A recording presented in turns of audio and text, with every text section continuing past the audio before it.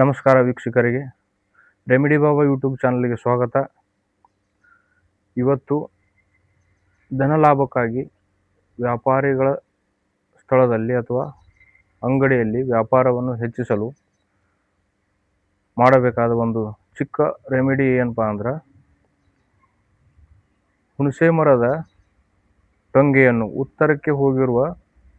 ಉತ್ತರ ದಿಕ್ಕಿಗೆ ಹರಡಿಕೊಂಡಿರುವ ಯಾವುದಾದರೂ ಒಂದು ಟೊಂಗೆಯ 3 ಇಂಚಿನಷ್ಟು ಉದ್ದವಾದ ಒಂದು ಹುಣಸೆ ಮರದ ಟೊಂಗೆಯನ್ನು ಗುರುವಾರ ದಿವಸ ತಂದು ಅರಿಶಿನ ಕುಂಕುಮದಿಂದ ಅದನ್ನು ಪೂಜಿಸಿ, ಕೆಂಪು ವಸ್ತ್ರದಲ್ಲಿ ಅದನ್ನು ಸುತ್ತಿ ಗಲ್ಲಾಪೆಟ್ಟಿಗೆಯಲ್ಲಿ ಅದನ್ನು ಇಡುವುದರಿಂದ ವ್ಯಾಪಾರವನ್ನು ಹೆಚ್ಚಿಸಬಹುದು ಮತ್ತು ಹೆಚ್ಚಿನ ಧನಾಗಮನ ಆಗುತ್ತದೆ. ಇದು ಚಿಕ್ಕ ರೆಮಿಡಿಯನ್ನು ಮಾಡಿ ನೋಡಿ.